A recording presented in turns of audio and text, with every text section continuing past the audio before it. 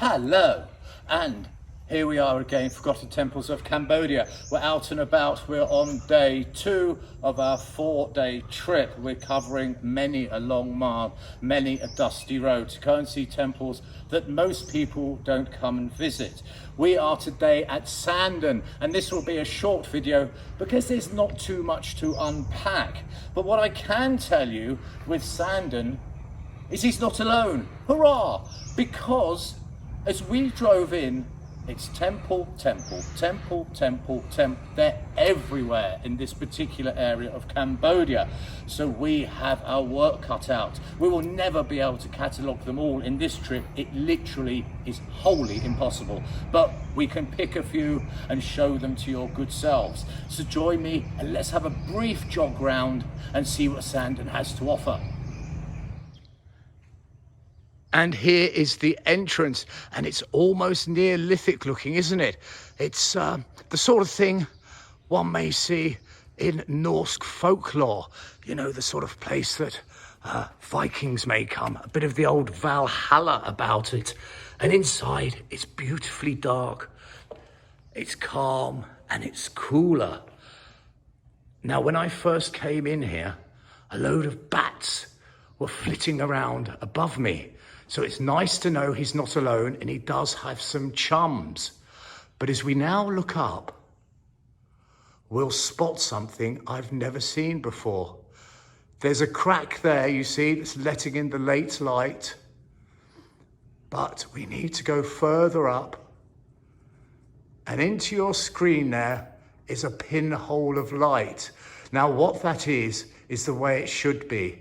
There's always an opening at the top, but usually they're too big because they've broken down with time. This one is complete. This is the way it should be. And it looks rather like one is leaving a long train tunnel, and there's that peak of light at the end. So it's great to see one. Although battered on the outside, inside, he is kind of complete.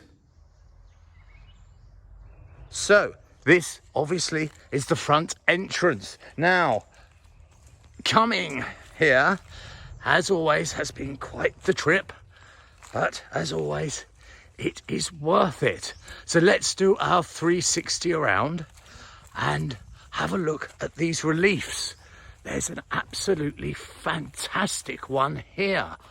This is incredible. It's actually a relief from the brick itself, which is a great thing if you're, you know, doing reliefs, as brick is an awful lot softer than stone.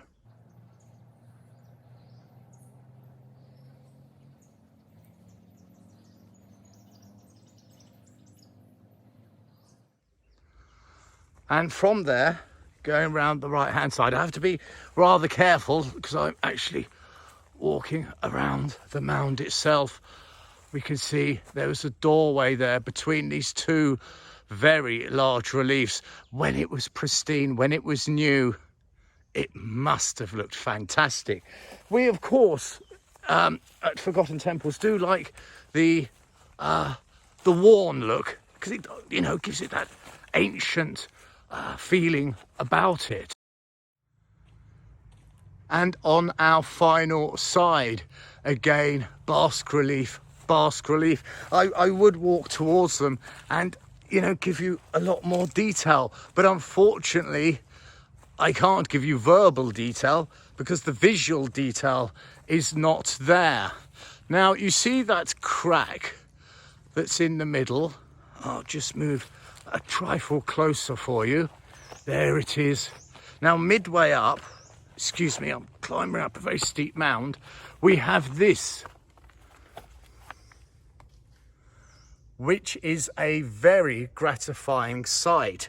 That is there to measure as to any structural movement. So we do know that somebody is keeping an eye on him. Excuse me for the camera work. It is rather rocky and rather steep. And we complete our 360 rotation by coming round again to the front. And may I say, he does look majestic. in this setting of this beautiful green jungle. So that was Sandan. A brief video, but it's rather nice. And as I mentioned at the opening, I'm calling him the Belfry, because when I first went in there, it was great to see those bats fluttering around above my head. Unfortunately, camera not rolling. But that's the break sometimes, isn't it? And it has those last lovely basque reliefs, a bit worn to say the least, but like an aging female actress. Not at its prime, but still a bit of a stunner from a certain angle. I hope you've enjoyed this brief video. It's been Mr. B of Forgotten Temples of Cambodia. As always, comments, questions, or queries, send me a love note. That'd be nice. You know where you can stick those. There you go, down below. Until next time, I hope your day has been most resplendent.